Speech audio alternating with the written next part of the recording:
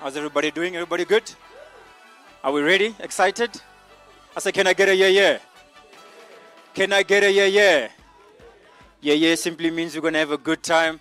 Looking forward to this one. This is going to be something exceptionally different, and it's going to really wow South Africa as well as the rest of Africa. It's going to be amazing. But before we get into that, house rules. I know these things are very important. Drinks and food. As soon as we're done here, you can go downstairs, immediately turn right. There's a room there where we'll be serving food and drinks. If you need a toilet, it's all the way out at the passage, outside of the restaurant. And then there's the male and female bathrooms there as well. And anything else, if you have any questions, just make sure to come and ask us, or anybody at the back, they will assist you. So I won't waste any more time. I'm going to introduce to you guys the MC for the evening. He said I must mention this statistic here.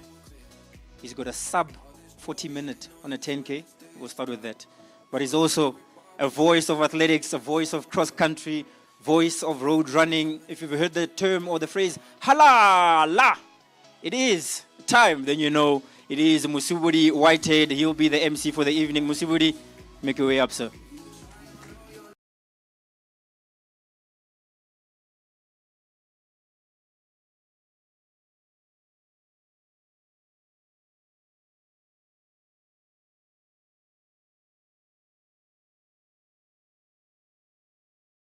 But Madima is someone who I've always looked up to, given how versatile he is, and he himself is a multiple finalist at the SA Champs over 800 meters. He'll return in a little while just to talk about his role here, along with a few others that have made this wonderful initiative possible, and will look to take it to the next level, global standard of track and field in South Africa.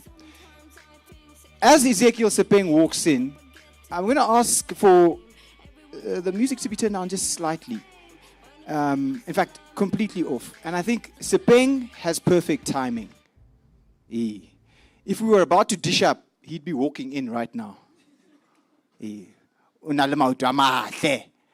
So, and the reason why he walks in, let's go back a little bit. He's older like some of us are. By a show of hands, anyone born here before 1980, so born in the 1970s or the 1960s? Raise your arm. Don't be shy. Not everyone gets to grow old. You are blessed. So those are those in the 70s and 60s. Those born in the 1980s, please raise your hand. Okay. For that group of people, and maybe someone who's born like 1991, for that group of people, which also includes me, we believed that if you were going to be a successful athlete in South Africa and reach the highest echelons of performance anywhere in the world, not forgetting that we lived through apartheid, it was believed that you had to do one of two things. A, you had to be a middle or long distance runner.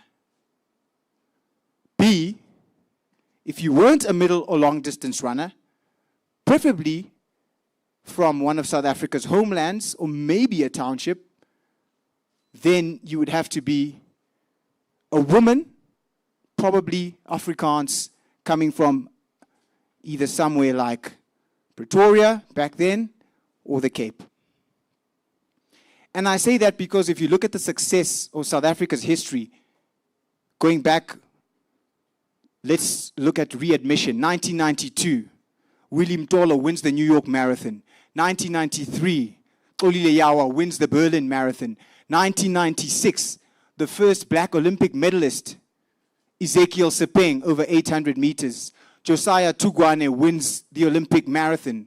Ilana Meyer, 1992, wins silver at the Olympic Games in Barcelona. And all the names, Colleen de Reuck and so forth.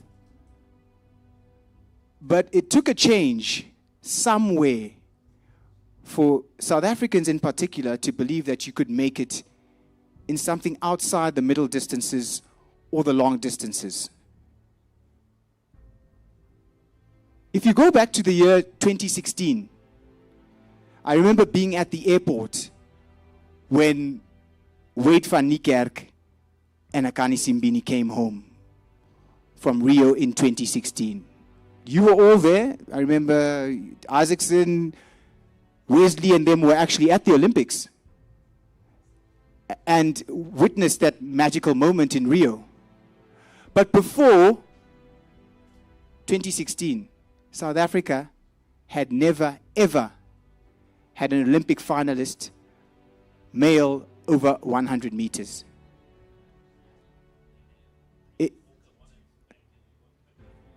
But that's why I said I'm starting with 1992 readmission. Remember, I mentioned apartheid. So from 1992, because there are debates and we can have them about, what kind of South Africa it was before 1992. And the reason I mention that is because the resurgence that we're seeing, or certainly the birth in success over different disciplines, has come in large part because of the events that have taken place in the last 10 to 15 years. So picture this. In 2016, Wade van Niekerk is running where he's running. Bayanda Walaza, born 2006, is 10 years old. Bradley Nkwana is 11 years old. Sean Maswangai is 15 years old.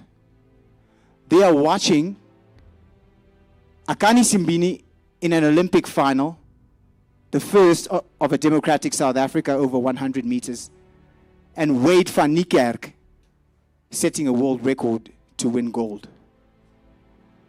That was a moment when a generational mindset for many people changed. That all of a sudden, those of us who were born in the 60s, 70s, and 80s, who believed that you had to be middle distance, you had to be long distance to compete against the very best in the world if you were from South Africa, the youngsters said, no. Hold on, what's Wade van Niekerk doing? So that which we saw in 2016 has its roots in 2009. And for you and I, who were born at that time, remember Caster Semenya in Berlin. Remember this moment. At just 19 years old, South Africa had never won a women's middle distance medal at the Olympic Games or the World Championships. And here it was, out of nowhere, in Berlin, Caster Semenya went on to announce herself to the world. This 800-meter medal in 2009 was to be the beginning of an avalanche of success at the World Championships and Olympic Games over different disciplines and distances for South Africa. Because following Caster Semenya in 2009, then the belief began in truth. And remember this moment. Simon Magakwe, the first South African to break 10 seconds over 100 meters. Before that, they had said, it's impossible.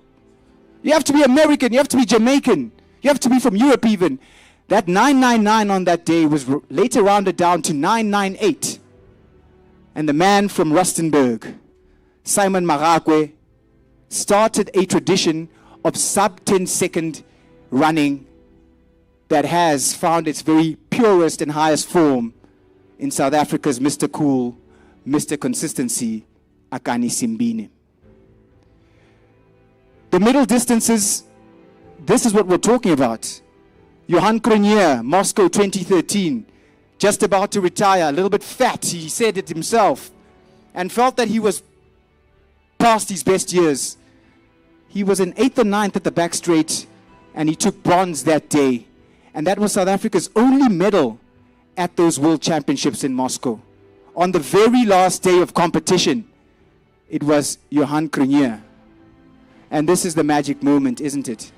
The moment watched by 9, 10, 8, 11 and 12-year-olds around South Africa. And since then, we saw an explosion of 400-meter athletes like never before. The world's best, and they're here with us today. The man who believed he could do it from lane 8 did it, and his world record has stood for almost a decade now. The long jump has always been a successful discipline for South Africa, and the lists of medalists goes back a long way. Luva Manyoga, probably the highest exponent of that, given his success at the Commonwealth Games, the World Championships, and of course, that silver medal at Rio 2016. But it was always felt that the one discipline that could bring all of this together in a team effort was likely to be the 4x100 meter relay, at which luck simply deserted us. Or maybe we were waiting for the right anchor man, the man who now, a little bit older and a little bit wiser, led South Africa to success at the World Relays, and of course, in 2024, at the Olympic Games in Paris. Akani Simbine then has traversed that entire generation. He was there at the beginning, he is still here today, and with Akani and Wade, who was there last year, South Africa have seen the birth of a new tradition of track and field. So ladies and gentlemen, please put your hands together once more for Akani Simbine as we unveil the Simbine Classic Continental Tour.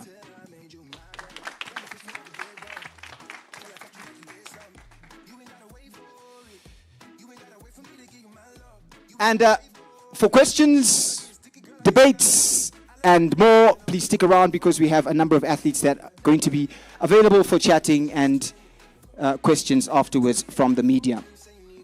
We start with the people that make it possible as we look ahead to April 2026. It's the first of its kind and we'll tell you why. But first, returning to stage, and he is the media director for the Simbine Classic, as well as, thank you gentlemen, he's the media director for the Simbine Classic. Other parts of the world, America, Asia as well. Right here at home in South Africa, they have an opportunity to run at a meeting that is in their home town, in their home country for some of the athletes, but it's also just an opportunity to showcase their talent whilst not having to travel and deal with the technicalities and also the challenges that come with traveling. All the logistics, and importantly, to earn world ranking points. Absolutely. They've got an opportunity, instead of traveling abroad, right here on South African soil, to get those important points as well. Qualification comes in different stages. There's the times, obviously, that they need to run. There's obviously rankings, the world ranking points that also plays a part. So now they have an opportunity to get those much higher points than they would get running at a local league or any other competition in South Africa. So in simple terms, if I get out there and run 9.9 in a CGA championship meet, and I get out there and run 9.9 in the Simbine Classic, I get more points because that is a World Athletics silver label. Am I correct? Yeah, that's correct. So it's recognized, obviously, a much higher competition and the standards of the competition. To host a competition such as this one, it comes with a lot of work. That's why the team up here, we've got some of the best. Let's call him in here. Let's call this man next to you because he was nodding his head here, Manus Hendricks. Manus, I mean, how is this different? How is this different from being at Pilditch and, listening to Diere at my Mark and enjoying track and field for kids? I mean, isn't it the same thing? We've got events happening on a track. The track is certified. Why should this be different, and how is it different? Okay, good afternoon, everyone. So how it is different is that if we look at South African athletics, the schools are extremely well organized and the athletes on high school level have got a lot of opportunities. But when we go to senior level, we have like Kira Akani Classic Shootout at the Kira Podium, and then a few other events which ASA is hosting, which is the Grand Prix. But again, like Temba said earlier, they don't earn as much points as a silver label. And that makes it possible for athletes from South Africa and the neighboring countries to come here, earn points instead of going to Europe to get a lot of points. But it's also a prestige event for the athletes. And to to honor the athletes in a way. This is something which is in South African soil the first time, and this gives them an opportunity to get a lot of points, but also exposure. And we as South Africans, we can also make or deliver on great events and compare ourselves to the rest of the world. We should not stand back for anyone. Yeah, and I think one thing that you mentioned there, prestige, an important word. The gentleman at the back, and I think he says it was before my time. He's probably right, but I think one thing he and many will remember is if you see photos, for example, of, let's use Pilditch because we've spoken about it, in a track and field event in 1960, let's say, for the Dream Mile. I always look at those photos and see how full it was of people coming out to watch a Dream Mile. Or even if we go back to more recently, the 1980s, you remember Matthews Timane going head-to-head against Johan Fourie, and it would be absolutely packed. So that prestige, I guess is what you're mentioning, is somewhat waned from senior athletics, because when we go to a Grand Prix event, maybe the stands are a little bit empty, and maybe the vibe isn't there in the same way that it is at the schools. So what are your responsibilities as the team, as Marnus Hendricks and his team?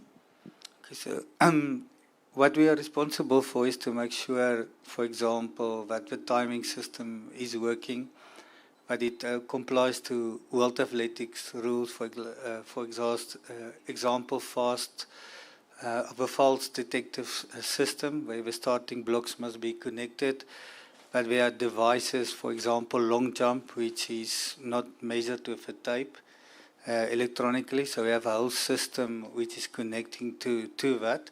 Otherwise, we don't fulfill the requirements of World Athletics for a silver label or even a gold label, so it has to prescribe to that. That is one part. So there's obviously more than one camera on the finish line to make sure that the times are correct. Mm-hmm. And all the procedures in terms of call room, the data which is sent to call room to be live with World Athletics. For example, will be a website where the results are live, but it also is, just in short, I'm not going to bore everyone with the technical requirements, but one of them, for example, that the results are also live on World Athletics. That's a requirement for silver label. Other than that, there must be 12 events at the athletics, at least 5 female events, and again, at least one jumps, one throw event per gender, which is a requirement for a silver label. That is more or less the technical part. Then the other part is organizing the event to follow the criteria in terms of officiating, and also in terms of organizing the event with the job application, with the medical support, the security, the physio support. For example, there must be physios at the event. So all the things which is technically taking place at the event is like a Kira podium or an A-Bond Inter-High. The silver event is basically a podium or an A-Bond on steroids, for example, in a different higher level. Okay. So, and then obviously managing the crowd and the schools coming to watch. It will definitely be a prestigious event. The schools will be very interested in attending this, as well as the parents of the athletes, etc. He mentions women's events, he mentions throws and jumps. It goes back to what we're talking about. If I want to organize, for example, an event, recently Ethiopia have been quite excited that they have also been added to that World Athletics calendar. And because they have always had world-class athletes, but then you struggle to attract throwers and jumpers, and so you don't qualify. Wesley, let's talk about depth, Mr. Botten.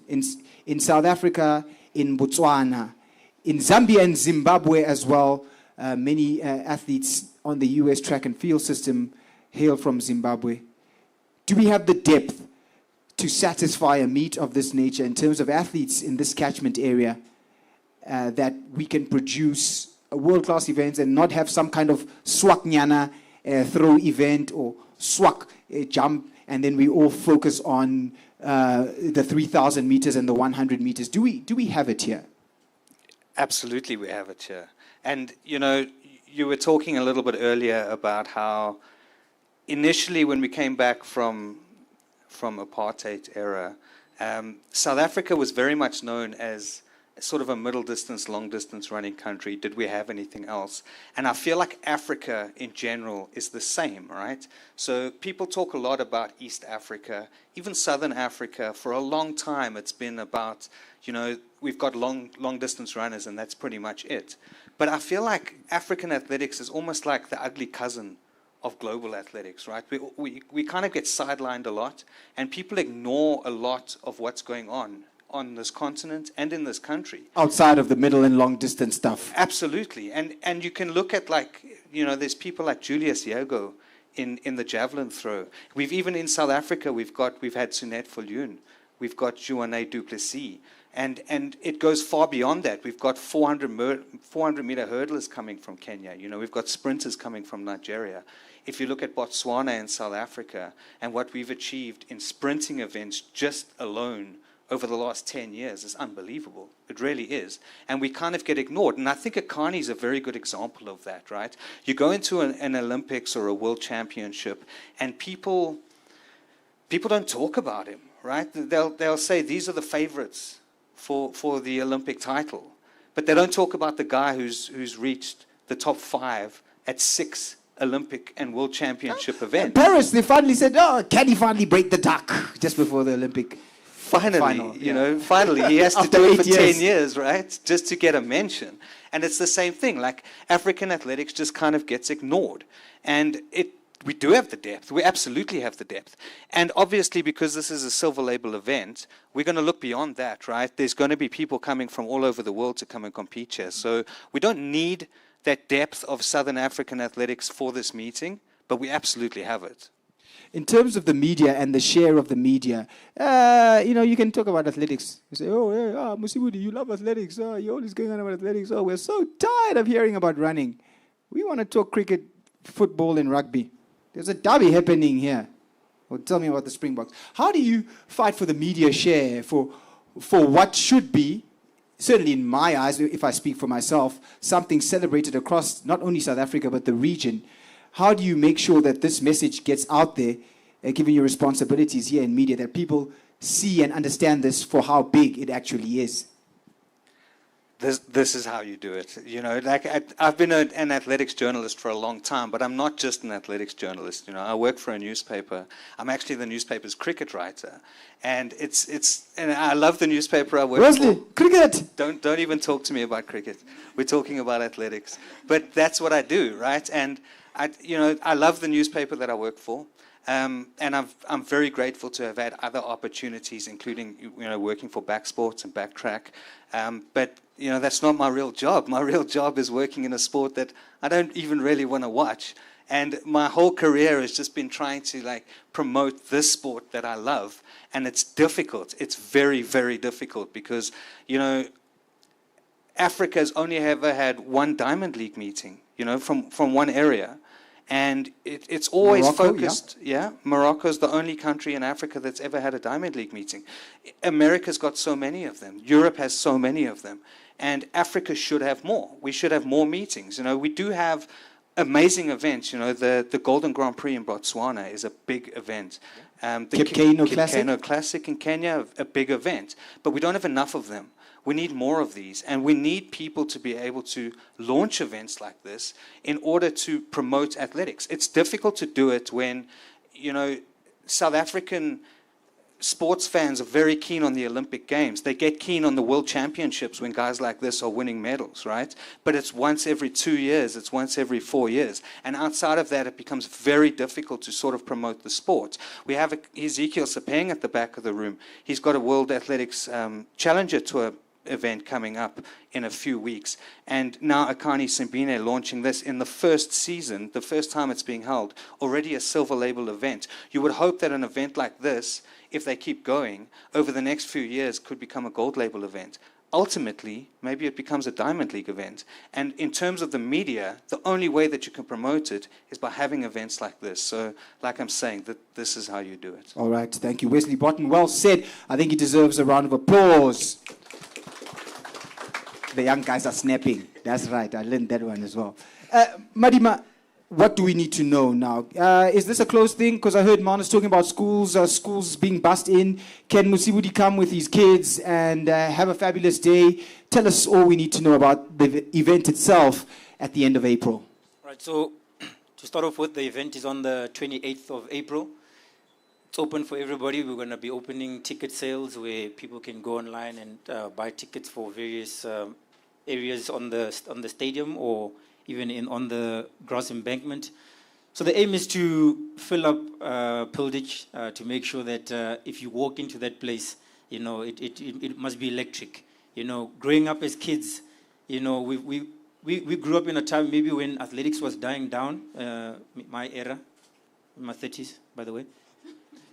So it was dying down a bit, you know, and then when we came through as, you know, Backtrack, Back Sports, for us it was about filling something that we heard of, you know, we've seen videos of, but we hadn't experienced it ourselves, you know. So being young and being able to be part of something this great, Akani Simbine being forefront, saying, listen, I'm still running, I'm still giving these youngsters problems on the track, still making these finals, but I want to contribute more than just on the track. Let's take this to outside of the track, you know, organizing meetings, bringing the best athletes from all over the world. You know, we saw 2 years ago, world record was broken at Pilditch.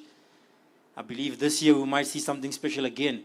So it's not a matter of will the performances be good? That's a fact. We know they will be. It's a matter of getting people, South Africans, when the Springboks play, they all stand, we wear our clothes, we sit in front of our TVs. If they're playing it in Cape Town at Greenpoint or they're playing wherever, people pack up those stadiums. This is an opportunity now for South Africans to say, listen, we love the sport, we love athletics.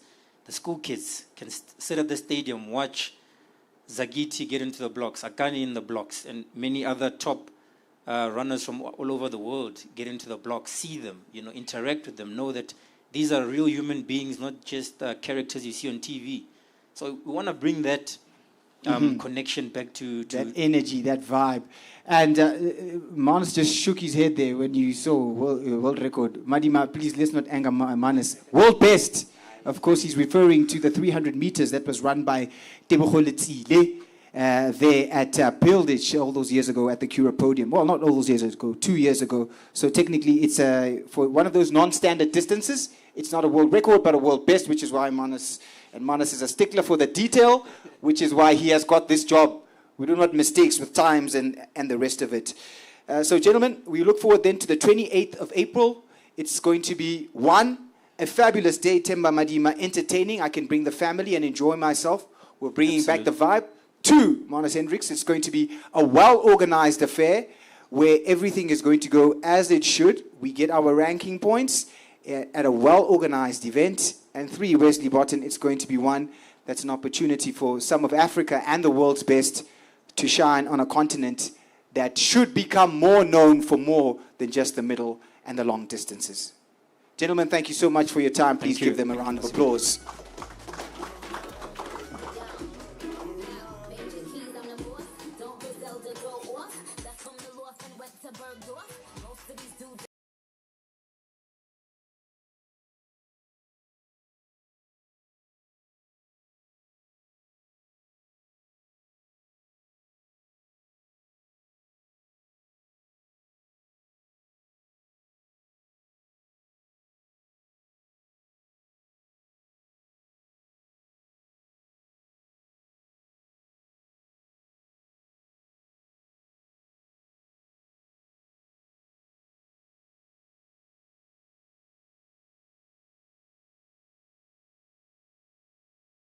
A little bit about what it means like to be part of this wonderful event, this wonderful, I think, cultural event more than athletics event that we hope it will develop into is the Simbine Classic. First up, ladies and gentlemen, he has been one of South Africa's greatest servants in relays. But we won't start with him.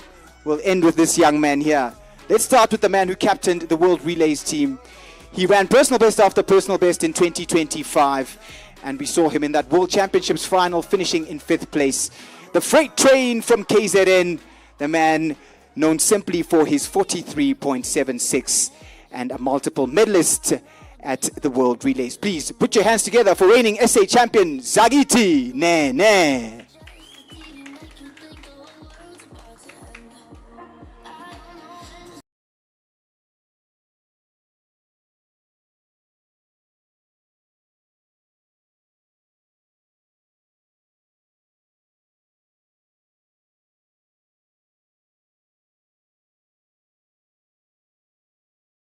The 34th fastest under 400 meter athlete of all time.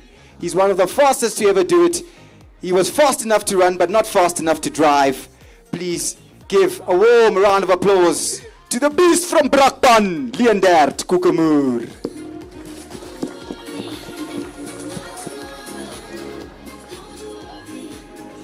Finished his matric last year, so he's now legal. Next up, I mention him as one of the greatest servants of South African relay running. His success goes back to 2019. He has been a consistent figure in 4x400 meter relay running, both men's and women's. Part of the men's and women's 4x4 team that set an area record, and part of this team, the 4x4 men's team, that set a national record. Reigning, SA champion in 2019, the same year that he was a World University Games medalist. Please put your hands together all the way from the Cape for Mr. Gardio Isaacs.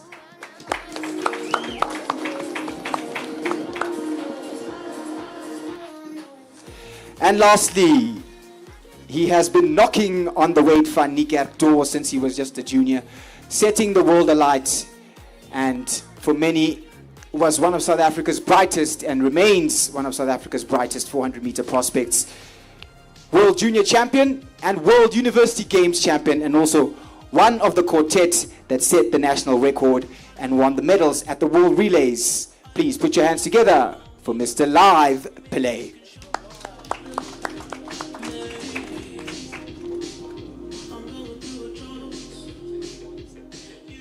I'll start with you, Zach. You were the captain of this team last year. Good afternoon. What does it feel like to be here, to be part of this Simbine Classic? Good evening, all. I think this is a great milestone. You know, I really have to take my hat off to Akani for starting this initiative, and also the individuals that are part of, like, you know, the organizing committee. You know, I think as an athlete, I've always, you know, sought an opportunity to showcase my talents on home soil. You know, I have a lot of people, you know, like, asking me, like, when am I racing in South Africa? You know, they always watch me on the Diamond League circuit. And I think now just being afforded this opportunity to come out here, showcase my talent, you know, gain some good ranking points leading up to, like, my European season. I think it's a good meet to have, especially at the time of the year. It allows myself to, like, set myself for the rest of the calendar year, you know. So, yeah, it's really amazing to be part of something like this. Whenever we used to interview you, you always used to mention the importance of Akani Simbine when you were first starting to travel to Europe, as one of the guys that you used to talk to about, hey, how do I do this thing lining up next to some of the big names? What role did he play in helping you to settle down on the very competitive European circuit? Still very much the same right now, you know. In every facet of my life, you know, to be able to have a brother like him, able to go out there, ask questions, you know. But in terms of, like, the European circuit, I think the first meet that we had was, when we traveled together, was in Florence. And it was just more so about, like, I've always been, like, competitive, you know, running good times in South Africa, but just not being able to replicate that. And I think with him being able to tell me that, you know, listen, you're able to get yourself a lane in here, you know, and that should mean something, you know. And it just added that extra belief that, you know, I can come out here and compete against the rest of the world, just keep doing what you've been doing in South Africa. And that's pretty much been about it, you know. And I think last year as well, I think that was also, like, another, like, pivotal moment after running, like, the world lead early on in the season and having a target on my back. And, you know, I need someone that's been running, like, competing, like, with the world lead, you know, with that target on his back. And I'm like, how do I navigate through that, you know, stepping on the line, knowing very well that everyone wants my head, you know, I need to replicate these performances, you know. And I think it's just, you know, just allowing me to just take it day by day, you know, take each race as it comes, and just knowing that, you know, I'm here on the circuit, and I belong here, you know, and I think that's just that added belief that I needed, and I'm glad he was just able to share such with me. Leendert, well, I mean, for those who watch schools athletics, for the last 2-3 years already, you have been blowing things up. But last year, coming back from a long-term injury, you had your best year on record. What was it like now competing with these guys who are ahead of you, and then being on the same team with the likes of Akani, Wade, and some of those that you would have seen when you were just a little one? Do you remember, by the way, this is a good question to ask. How old are you? Firstly, tell us. I'm 18 years old. Oh, I thought you were 19. You're 18. Okay. Do you remember 2016 Rio Olympics? Or you still in nappies? I'm not going to lie to you, I didn't even watch that race. I thought so. Okay, so when did you first hear about like Akani Simbine or Wade van Niekerk? Who was the first South African athlete you heard about? I would say Wade van Niekerk. My grandma always told me I was going to be a 400 runner, and I never wanted to be one because it was too far for me. But basically, since I've been a little boy, like I've always been fast, but when I really started like to take it like seriously, I started like realizing who's on the scene, and that's why I like heard from Wade and Akani and everyone like that. Yeah. So what was it like then? The first question, going back to it, now being in the same team as them last year. For me, it was like a very good experience for me. My first experience overseas as well, like in an international team. Like everyone already knows, like Zach is my athletics father, so all the guys are teaching me the way it goes everywhere. So it was like quite a good learning experience for me. And the results, I mean, were you even expecting to run? You ran a storming third leg. Did you think, no, I'll be on the bench? I'm not going to lie to you. I just go there and I go run. If they choose me, they choose me. If they don't, they don't. But when they do, I'll pitch up and do my thing. Yeah, he did his thing. Give him a warm round of applause. We remember that unbelievable third leg and handing over the baton to Zach, who then took the team home. Cardio, you are now... That's a massive honor. You know, he's a name that carries a lot of weight. And being a part of what he's trying to create and start off, you know, I couldn't be more honored to be a part of it. I think what Leendert was doing 2 and 3 years ago, we remember you from... I think I have a photo with you wearing your Cares kit. I don't know, under 14 or something. You were doing then at a time when these guys were just becoming seniors, but when Wade was winning around the world. What was it like? I mean, did you always run sprints growing up in school? In primary school? I tried everything, but yeah, sprints ultimately was the shoe that fit. But I mean, I'd say like the pivotal point that I'd say really kick-started everything was me happening to see Wade break the world record. I knew of AK running the 100, and then by chance, I remember it was a school night, I happened to just have left the TV on, and here lines up the men's 400-meter final. And then I saw, oh, there's someone from South Africa. And I was like, we don't stand a chance. It's obviously going to the Americans and that. And then, lo and behold, like, I just sat there in disbelief thinking, but how? He's South African. How did he do it? And then, like, in that instant, that sort of molded my mindset, thinking, but he's South African. He did it. So, like, for me, that was the one, like, the very first thing where I can say that did inspire that change. And then next was, you know, getting to know guys like Cardio and Zach. I actually had the honor to see Cardio win champs at Germiston in 2019. And again, it was like, these guys are running really fast times. So, like, through seeing what we do back home, through seeing athletes like AK, Wade, Cardio, Zach, and them do their thing, I've been inspired by that. And I've been pushing myself more and more because of that. And I think that's testament to why we are at the state we are now in terms of the depth and the level that we compete in and at as a country. Lastly, this event takes place on the 28th of April, which is after the SA Champs. Where does it fill into your preparations? How do you attack it? How does it form part of your thinking for a very busy April for track and field? Round 2, I guess. That's the best answer. And then the last answer goes to the captain. Captain, are you defending your title in round 1 and then defending it again in round 2? Now I have to. I mean, the guys need to show up. They need to show up. You know, I'm trying to make it 4 titles and four national titles, and yeah. So we're gonna start there. See you in Stellies, all of you guys. Make sure preparations are going well. But yeah. And don't forget, there is no Udemy Ocon here, so 400-meter running is healthy. Gentlemen, please give a round of applause to, ladies and gentlemen, Lath Pillay, Cardio Isaacs, Leonard Kukumur, and Zagiti Nene. Gents, you can take your seats. Thank you so much.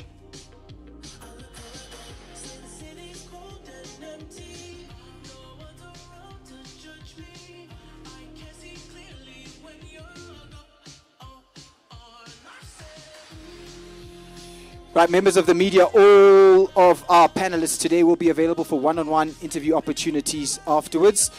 And for those interview opportunities, they will take place in this room. If you aren't doing an interview, please head downstairs. You can laugh as loudly as you want to down there and enjoy some time with us. But now, the moment we've all been waiting for, the arrival of the man whose brainchild this is, South Africa's most consistent sub-10-second athlete of all time. The very first post-apartheid Olympic 100-meter finalist. And in that finalist, took us in 2024 within just a hair's breadth of an Olympic bronze medal. Running 9.82 for the national record then. This is a man who holds the gold medal at 2018 Commonwealth Games, bronze medal at the World Indoors, multiple SA and African champion. Please put your hands together for Akani Simbine.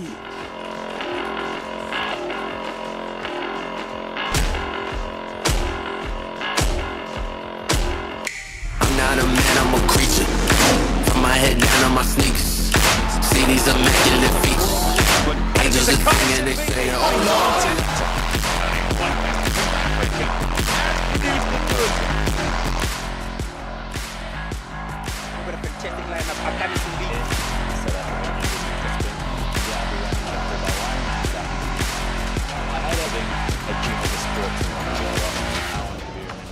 Being the athlete that pretty fast back then, you know, it's just, I always try to give 100%.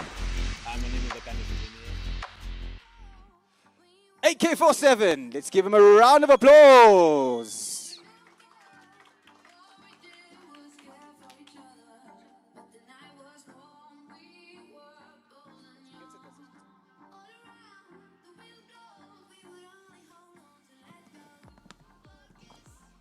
AK. Good afternoon, firstly. Let me not just attack you like you've finished running or 100 at SA Champs and we're waiting for you there in the mix zone. 2026, going strong, still running, still loving this thing called athletics? Good afternoon. Firstly, good afternoon, everybody. Good afternoon, everybody watching on the stream. And thank you to you guys for being here. Thank you for showing up and, you know, letting us do this thing for athletics in South Africa. And I am still hungry. I am still here. I'm still running stronger, faster than ever. So not leaving the game yet. Oh, yeah. We'll get into that one.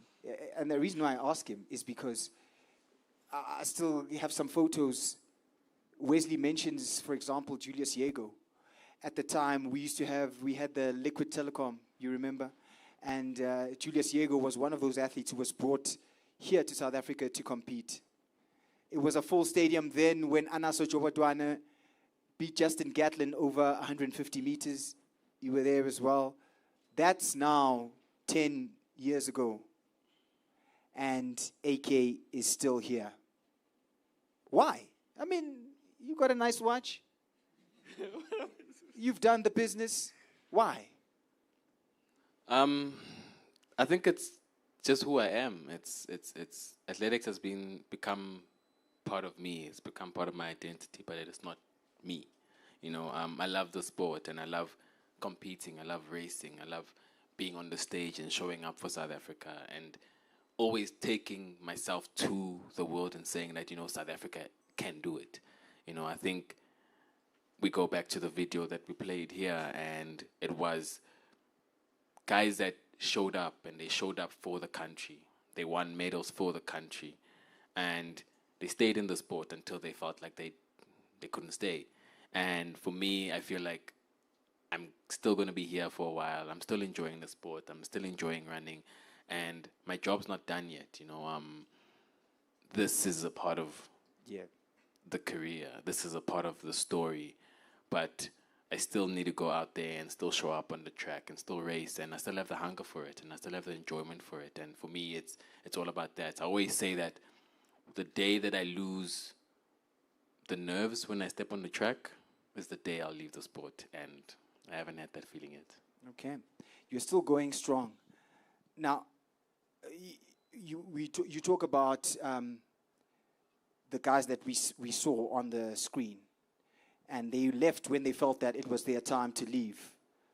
Now, you are in a part of that generation that maybe we can call trailblazers, change makers, or pathfinders, that generation of athletes who took South African track and field, and specifically in a different direction, to say sprints are also part of this thing.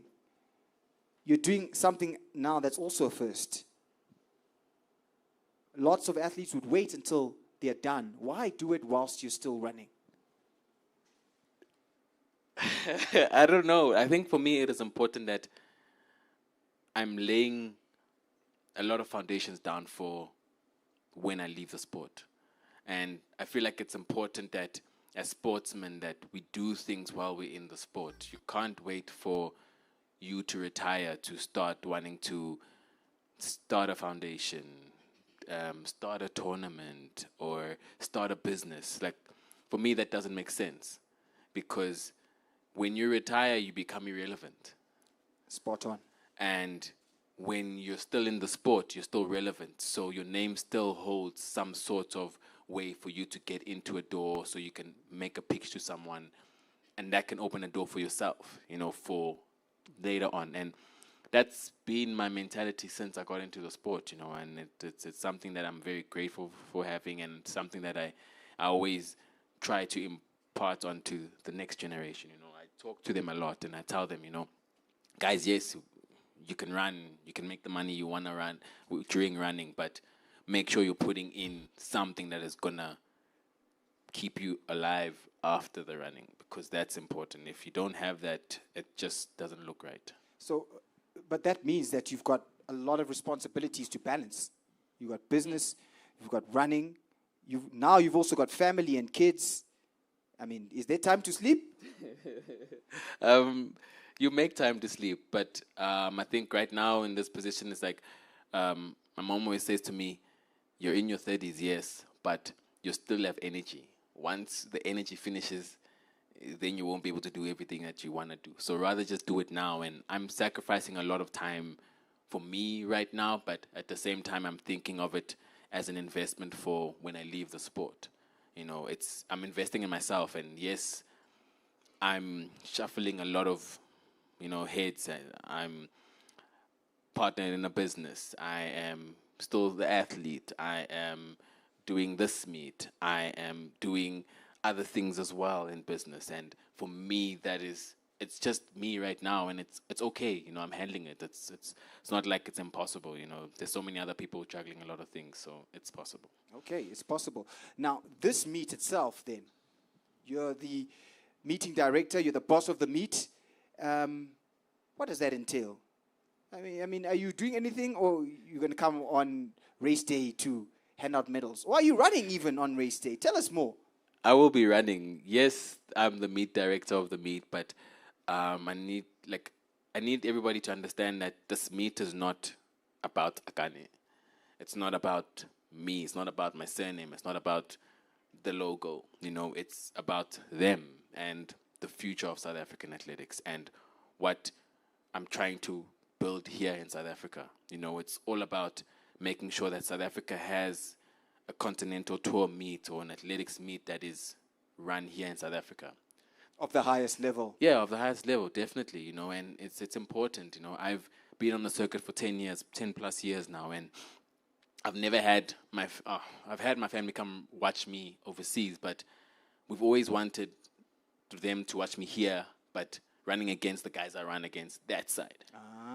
And I think for me, that's been such an important thing. And since 2017, when the Liquor Telecom thing happened, it's been an idea that played in my head, like, why do we not have these guys coming to run in South Africa? Yes, South Africa's far, but they all fly to run in South Africa, So, yeah, man, I think that's the whole idea, man. It's just so that we can uplift South African athletics, make sure South African athletics is seen, it's acknowledged, the athletes are seen, the athletes are supported, and that the athletes can actually show their talent, not just on TV, but here at home with their families, watching them in the stands, with their supporters watching them in the stands. And that drives them, that will drive the athletes to want to be better, to want to do better. And once they leave here after running on the 28th, they have another confidence saying, I did it in front of my family, and my family saw me, and that's And I did it in filling. front of my family against the best. Yes, Yeah. and that's filling for them,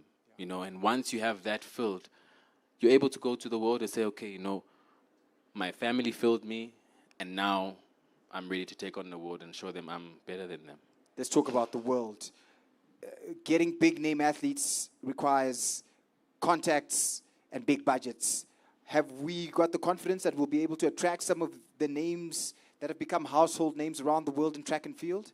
Yes, I'm using my friend contract. So I have a lot of friends on the circuit.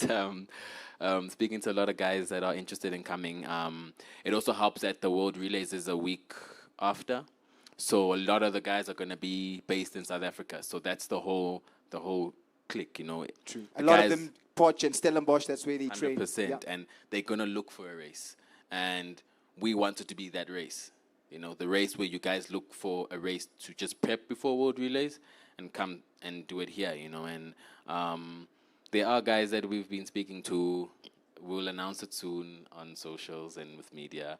And yeah, it's going to be really good. It's going to be a world-class event. Nick, trust me. Okay. For the benefit of the media, please give the media first, just 1 hour before the socials. And otherwise, they don't run your story. Okay. So there we go. The 28th, you're going to get the best. We have a wonderful opportunity to compete. And we try and make the atmosphere one of those atmospheres that we see when we watch TV, or for those of us that we experience when we watch schools athletics, which is very much alive. What have you learned from those 10 years on the circuit that you can bring back and say, hey, we haven't been doing this? Or what do you think that we have that's uniquely South African, given that you've been involved in a lot of different meets, like the Cura Podium, for example, and the Simbine Classic shootout, that we can take to the world so that when guys come here, we can say, this is the uniquely South African experience at a world-class level? I think the most important thing to say is that the diversity. We have a lot of diversity in South Africa, and we have our culture. We have the land. South Africa is such a beautiful place, and it breeds so much success. And especially in athletics, the reason for doing this meet is to showcase that to the world, but showcase it so that the guys from here are able to show the world that this is where we live, this is where we train, this is how we do it. And when you see how we do it, you'll appreciate why it's so important for us when we come that side. And I think it's just important to show that we don't just do things alone. As South Africans, we are a team. Yes, in athletics, it's an individual sport and everything, but we're a team. Like the guys were talking about, yes, they have rivalries, they're competitors, but at the same time, there's a brotherlyhood between them. We share experiences between each other, and that's important. And for me, it's just making sure that the guys are able to see that and experience the beauty of our land and experience the beauty of our country and the diverseness of our country and how we do things in South Africa, not just what they think South Africa is like, but come to South Africa and see how it is here and the beauty of it here. Yeah, I think that's very true, especially given global dynamics at the moment. So, lastly, I guess this is a statement more than a question. When you say it's not about Simbine, it's about the athletes, I believe you, because I thought, hey, this guy's organizing a meet. It's going to be 100 and 200 all the way. And then I see, hey, 3,000. There's a 3,000 there as well.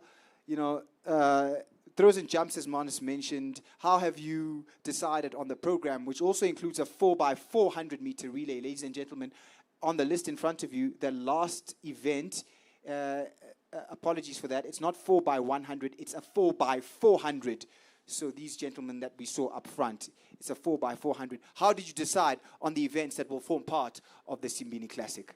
I think we need to just touch back on actually the team. You know, the team, we actually sat down and decided, okay, the guys are going to be here for 4 by 1, well, for relays. You know, so how can we build a meet around the athletes that are actually going to be in South Africa? You know, and we thought, okay, we can make it a sprinting event and just have sprints in it. But it was important that we bring in a distance. It was important that we bring in the 800. It was important that we bring in the javelin. You know, we don't just have sprinting. We don't just have distance. We also have throwing. We have jumping. And it's important to show that.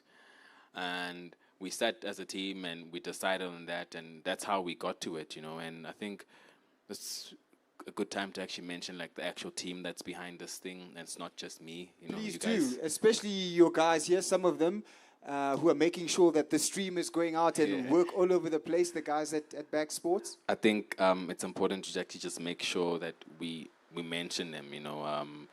We'll put them up on here. We have Capitalized Media, that's Calvin Watt, you know, Avele and Fansel, and they are the guys that are in charge of making sure, you know, with the sponsors, making sure that we're working with the sponsors, getting the sponsors. We have Back Sports, which is, everybody knows, is our broadcasting company, our producing company, and that's where we produce the content. Whatever you see on TV, it's us, camera guys. We have next the team. This is Marnus. You know, Marnus is Mr. Athletics. He's Mr. You know, results. You know, if you have Marnus at your event, you know you're going to get your results, and the results are going to be the true thing. You know, and that's something Marnus has been, like, strong with. I think since I started athletics, Marnus has been there. Yep. And I've seen the growth in him. Even though he's older than me, I've seen how his business has grown and how he's improved. And it was important to get him in because he knows how to run a competition from A to Z, you know, 100%. So as him. And then next we have AJ Stones. This is Aubrey and his team. And they are in charge of making sure that we are legally covered 100%. And they're making sure that we are contracting 120 athletes to run here. And that's a lot. A lot of task, correct. It's a huge task, you know. So that's them.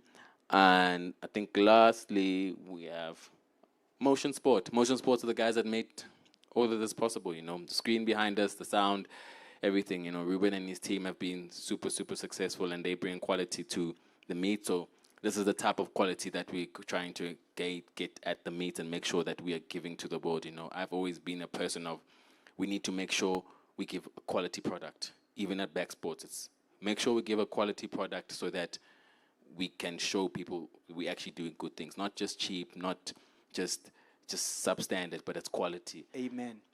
So I think maybe we just mention some of those briefly for the benefit of the media. The contracting. So for meets of this standard, you don't call an athlete and say, hey, please come and run at my meet.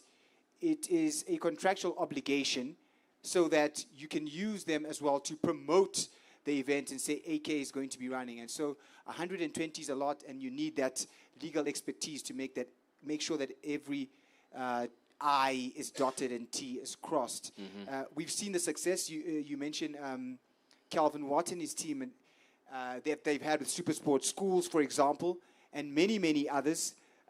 So they will obviously assist you in terms of making sure you have the commercial might to make a success of this. And then like this screen here behind me, and all of the fanfare and cheerleaders and what. If you go to Potchefstroom, let's say for Varsity Cup, and you see all the big fanfare, that's the Motion Sport guys putting together some really quality events, and that's Ruben and his team for just to explain to the media. So you've got a world-class team, and you're ready to deliver. Yeah, we're ready to deliver, and we've also got sponsors on board. The sponsors, I'll leave that moment to you, AK. I'll leave that moment to you. For now, I think let me step aside, and let's give this man here a very warm round of applause. Akani Simbine is going to have a moment now to unveil the sponsors to you for the 2026 Simbine Classic happening on the 28th of April. And this is an event which has managed to attract some really good partners. AK, take it away. So very, very first big thank you to all the partners that have just joined up on us, as well as the guys that I just mentioned now. And I'm going to start with just naming out the sponsors that we have. Right now we have Bitvest, the Bitvest group that is on board with us. We have just big thank you to Biogen and Dischem Group, Adidas. We have as well, oh, sorry, it's on the screen. We have Adidas that's as well, that's on a board and partner. Next, Avanti, which is comes from the Liquid Telecom side, and now they have rebranded into Avanti, so they're still in the sport and very much in South African athletics. Back Sports, which is us, the company, and we are always in the sport of being in athletics. We are athletics, so it's great to have us as a partner. Modern Athlete, Roxanne and her team, a big thank you to you guys. And then Agani Simbine Foundation. This is, our foundation, my wife and I's foundation, where we are using athletics to actually develop kids and let kids actually experience athletics in its beauty, but use athletics to get through school and just be better and get out of tough situations. Baldwin Properties, they're going to help us with accommodation on the day for the athletes to make sure that the athletes are comfortable, living nice and soft. Nielsen Sport, this is Calvin's team. They are going to help us getting the data, from, the meet, from the traction that's going on about the meet. Everything that is data is going to come from them. So big thanks to them. And then, yeah, that's the sponsorship. But we're not doing sponsorship in the normal term. You give us money and you put your name on a board. For us, it's been a thing where we wanted to make it different in a sense of now we've opened up races. The races are what you would sponsor. The races is what your company would own. And this is a different way in South Africa, and a different way of doing sponsorship. And just letting, a company just have its own property in the meet. And I think that's very important because it allows a lot of different companies to come on board, to share the space, and also ties into how I believe things need to be done, and it's as a team. Yes, we are different companies and different people that have different goals and everything, but the reason for this meet is to come together as a team and showcase South Africa. And if we can get all these companies together to believe in that and see the value of doing that, then we've won. So for me, it's just important that we come together and we do it like that. And yeah, we're still open to more sponsorships, still open to more companies that I want to get on board. It's a really great opportunity for us, not just me, just us as South Africans, us as South African athletes, and just the growth in sports in South Africa and just the eyes in South Africa. I think it's just a great opportunity to have this meet, to have the opportunity to actually do this meet. The World Athletics actually trust us enough to do it. And I think it's just over the 10 years of doing the shootouts. And now we're gone from just doing a 20-minute meet at a school meet to having our own meet that's going to be a full day with having a kids program in the morning to a pre-program which is still getting in the senior athletes and the upcoming athletes, and it builds up to the actual classic, which is the elites with the internationals. So it's covering everybody and making sure that we all get to experience this, not just a select few of people. And it's very important that we spread that message out. It's not just for the athletics lovers, it's for the whole of South Africa to see that. And now we have an opportunity to actually let us as athletes come to South Africa, well, stay in South Africa, race against the best. The Springboks, Bafana, the Proteas get to play against other countries in South Africa. So this is our turn now to get to run against the world here in South Africa and show them how we do it here. Well, thank you, everybody, and thank you for coming out, and appreciate you guys, and let's see you on the 28th. Agani Simbine for the Simbine Classic.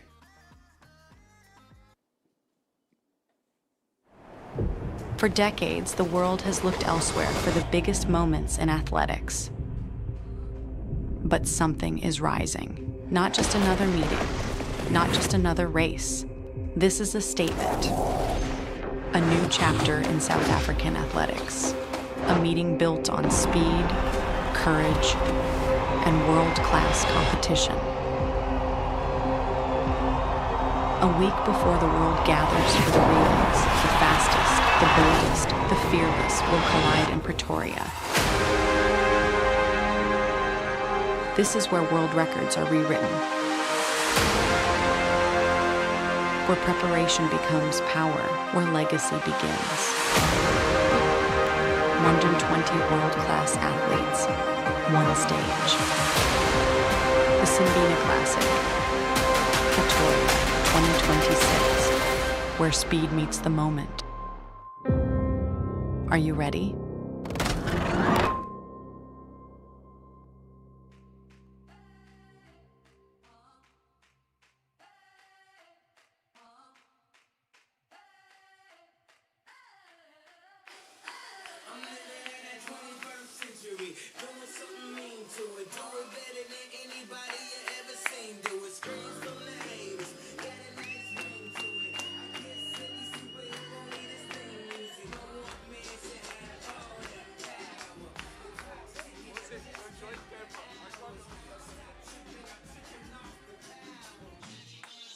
Right. Ladies and gentlemen,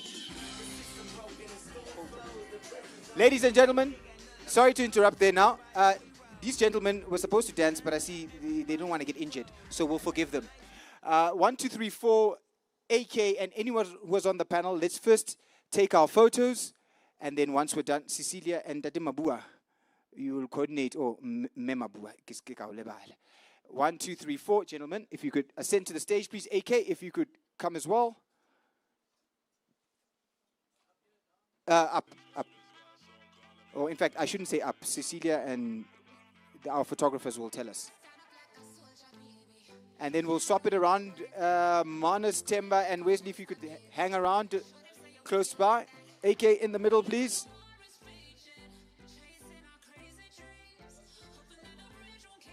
Right, there we go. And then Cecilia, you can do the honors.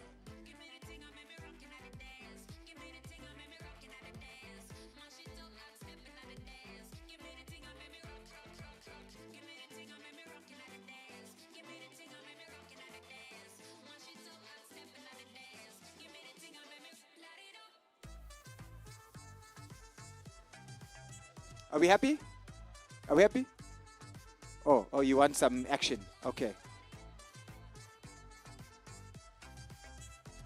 Right, thank you, gentlemen. AK, stay there. I'll ask Temba, Manus, and Wesley to join.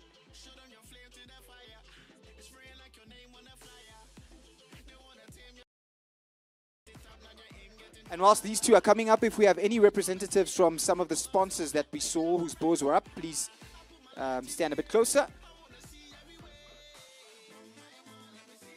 Hold on, Wesley is still coming. There we go. Wesley, stand on the other side there next to Madima.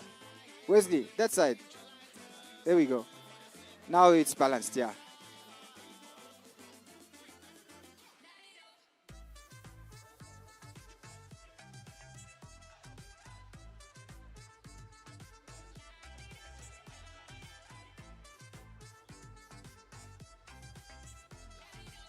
Happy?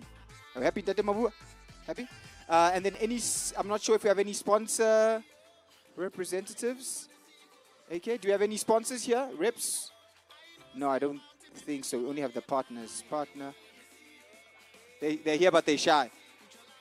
Okay, any sponsor reps? Oh, we've got Erwin. Let me get them.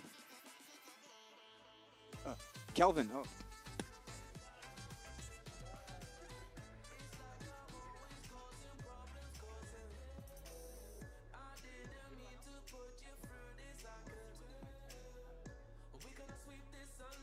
Oh, yeah, Biogen, at least, yeah.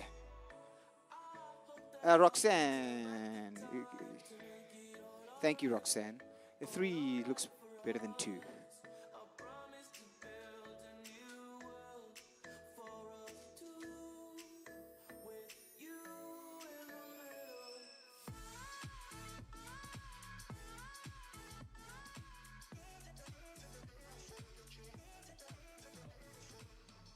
Okay, thanks. That's it. Ladies and gentlemen, you've been lovely members of the media.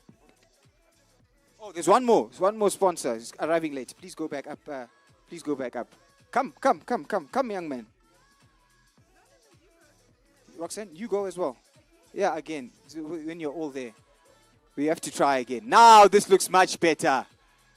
Roxanne, the lady stand next to AK, please. Let the lady stand next. There we go. And then the 2 swap around. AK, you swap with Roxanne. Sorry. Now. There we go. Looks lovely.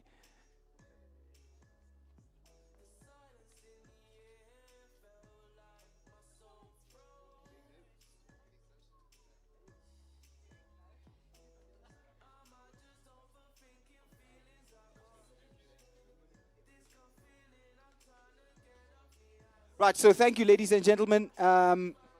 We are done for now. So, okay, so for members of the media, interviews are available at the moment. I will ask that, let me ask you guys, TV, you want to do in here? Ne? We want to do in here? Okay, Klolan. Yeah, in here. Okay, so we'll do TV in here, I think on the stage, and then print, radio, whatever. Do you want to do on that side? Are you comfortable? And Wesley can direct the process. So chat to Wesley and he will give you whomever you would like to speak to.